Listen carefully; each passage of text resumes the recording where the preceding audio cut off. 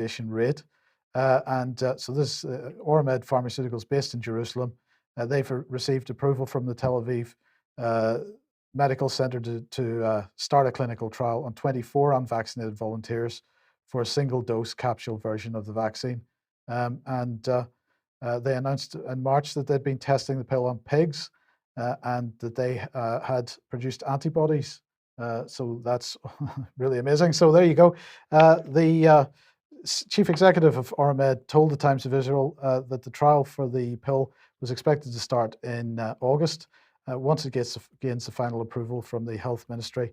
Our oral vaccine, he said, which doesn't rely on a deep freeze supply chain, unlike other coronavirus vaccines, could mean all the difference between a country being able to emerge from the pandemic or not.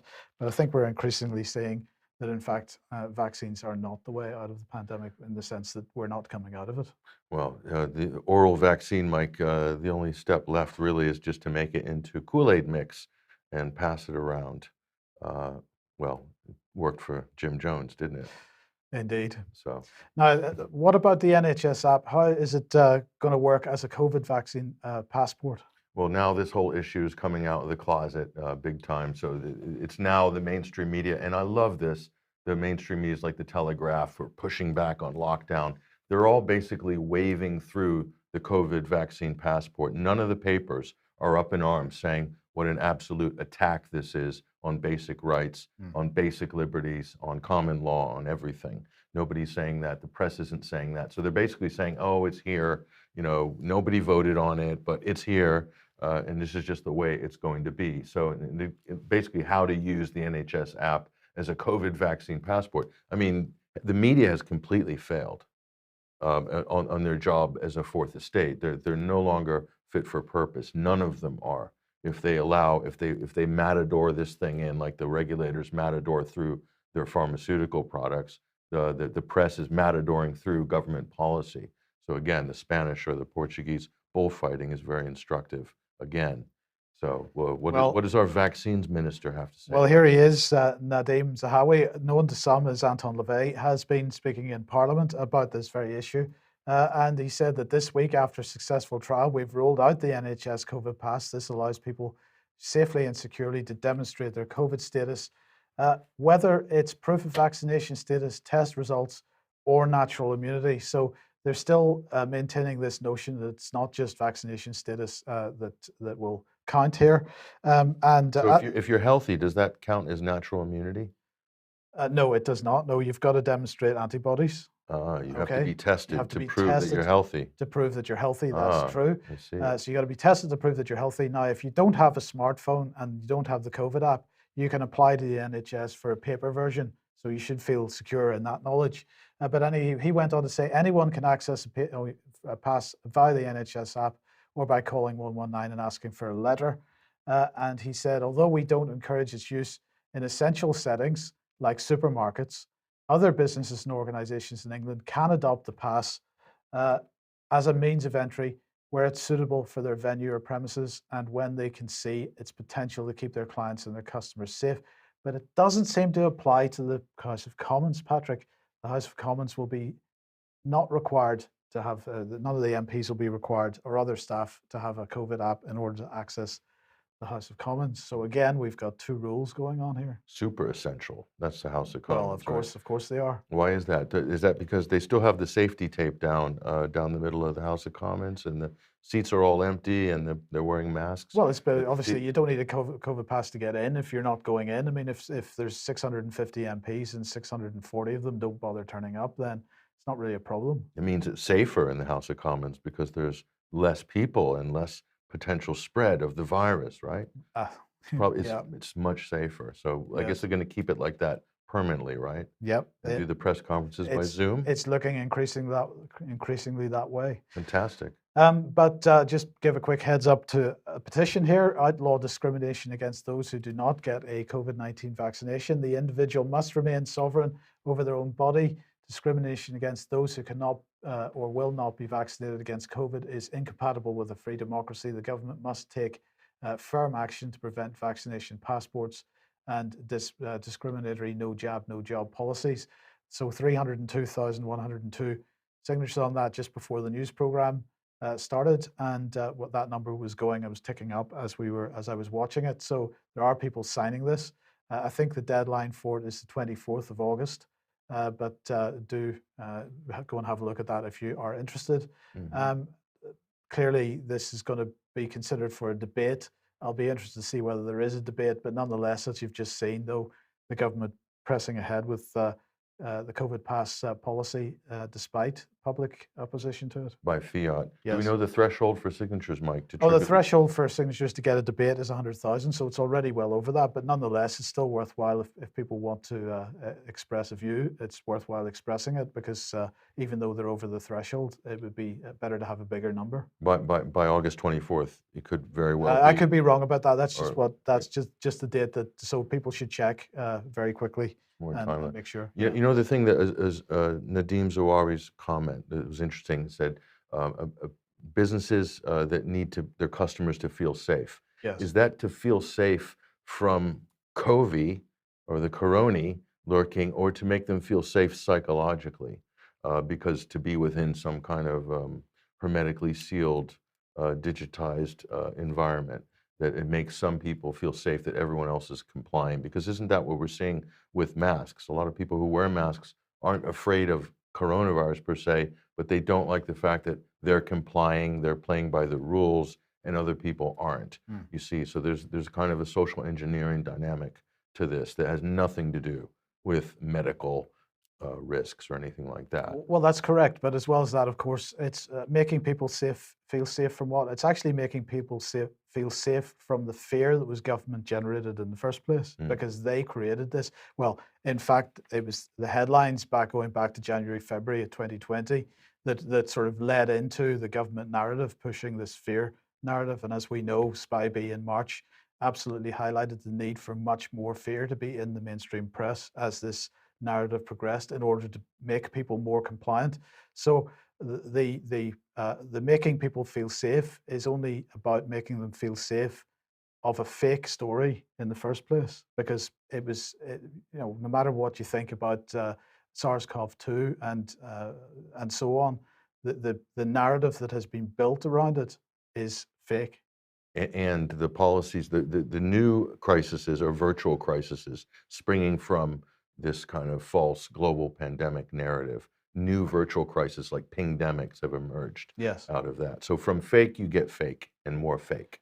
So this is the culmination of all of that, what we're seeing right now. And speaking of fake, let's get on to Propaganda Watch. Well, Propaganda Watch, Mike, and this is the time when we recognize the leadership of this man who is the mainstream media's ideological and intellectual leader, even to this day, and his name is Joseph Goebbels. And so this Propaganda Watch is sponsored by the MSN, Mike. And so let's take a look at the local press here. Look at this. This is unbelievable. COVID warning, care workers. Look, care workers who lost a husband to virus urges people to carry on using masks. But look at the propaganda. They have a picture of the sailing race above.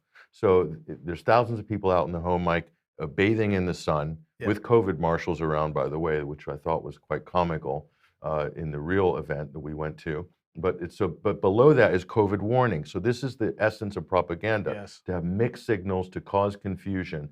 And again, they use these single anecdotal stories like, okay, a care worker lost a family member. It's a tragedy. But how is that justifying telling everyone to carry on wearing masks when there's no scientific basis for it at all?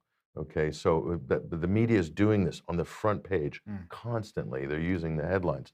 But we'll move on to another report here. This is even more interesting, Mike, here, Western Morning News. These are two local papers here. Pack a COVID test kit for your holidays. So if you're planning on, so you forget about your foreign holiday, that's all knocked on the head. But you're going to do your staycation, don't forget to pack your COVID test kit, because there's a chance that you might be able to cancel that staycation by testing positive with one of these tests. So just as a backup for destroying your own local holiday, keep that test kit packed up. Make sure the whole family are testing, especially test a few days before you booked your holiday. That way there's a good chance that you could cancel the holiday And wouldn't that be great? Because then you can stay home, save money, watch Netflix, and have a good time virtually. Kids can catch up on the gaming and all that. That's so much better than going to the beach and getting sand in the And car and some vitamin D from the sun. I mean, the last thing you want to do is that, for goodness sake. dangerous. You can get burned from the sun. Yeah. It's better to take your supplements at home. Yeah. So anyway, Okay, well, look, we're moving on from Propaganda Watch, but only slightly, because just wanted to highlight. I mean, this is Tuesday Express, but it's in quite a number of mainstream papers. German reporter sacked after smearing mud on herself to claim she helped flood efforts. So this is Susanna Olin caught out, apparently, because, well, what the Express says here, when footage of her smearing mud on her clothes and face was posted online after she delivered a news report where she claimed she had helped the flood cleanup efforts in Germany. But unfortunately, somebody saw her smearing herself with mud, and they sent the video footage to her employer, which is RTL. And of course, it became public as well. This was in one of the German towns that saw the heavy flooding, 128 people killed. But it's not clear whether she's actually been sacked or not. So the headline says she was sacked, but actually the statement from RTL said, "Our reporter's approach clearly contradicts journalistic principles and our own standards. We therefore gave her a leave of absence on Monday after we heard about it." So I'm not clear whether a leave of absence is a sacking, but certainly. But anyway, she apparently was a familiar face in RTL, and she'd been part of that channel since 2008. So a very relatively senior member of staff. this is a real humdinger of a story, Mike. I think she's going to get promoted at the end of this, because she's really going to be canonized for advancing the cause of climate change or climate change activism, because the subtext of all of these headlines were last week that, oh my God, extreme weather is hit. We must act now to lower the Earth's temperature in a couple hundred years or whatever by introducing our carbon policies today. So that's what she was basically doing. The story itself wasn't good enough. She needed to really ham it up. Absolutely correct. To cause that emotional. She could get a job at CNN after this. That was it could be a shrewd move on her part to go for a major career upgrade. I mean, CNN looks at that and they're saying, wow, that's talent. Yeah, well, we're going to show you a bit more talent. We're going to come back to the climate change thing in a minute, but here's a bit more talent. This is the Chief Medical Officer's annual report, 2021. And the upshot of this report, Patrick, is that old people die. Old people get ill and they die. What an insensitive thing to say, Mike. No, this is what terrible. This is what the report is saying. So the main points are that older retired citizens who have more and increasing health problems often settle in coastal regions, but without the same access to healthcare as urban inland areas in smaller seaside towns, and therefore it's causing more difficulties. So what healthcare, by the way? Exactly. So here is the wonderful Chris Whitty, the Chief Medical Officer himself. He said, "Coastal areas are some of the most beautiful, vibrant, and historic places in the country. They also have some of the worst health outcomes." And that's basically the upshot of the entire report. And you can summarize it in that one statement. So, I've got to ask myself, what use is this person? I don't know. Maybe we should settle them in a council estate somewhere in London, Mike. Maybe that'll be better outcomes. What do you think? Better access to healthcare, because being by the beach and having the clean air and the wind and the beautiful landscapes, according to Chris Whitty, that's just the worst possible health outcome. Yes. So I don't know where these people get these talking points. No. Script writers must be on strike.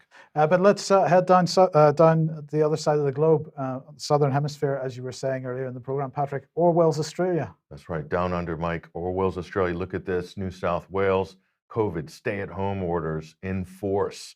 So what are we talking about in terms of numbers, Mike? We'll show you in a second here. But let's look at the Premier of Australia. Her name is Gladys Berejiklian. Of New South Wales, this is? New South Wales, yes. Yeah. So she's in charge down there, and she's ruling with an iron fist, much like her comrade, Chairman Dan Andrews, at the People's Republic of the state of Victoria, just next door. But listen to what she says here, and we'll comment on it.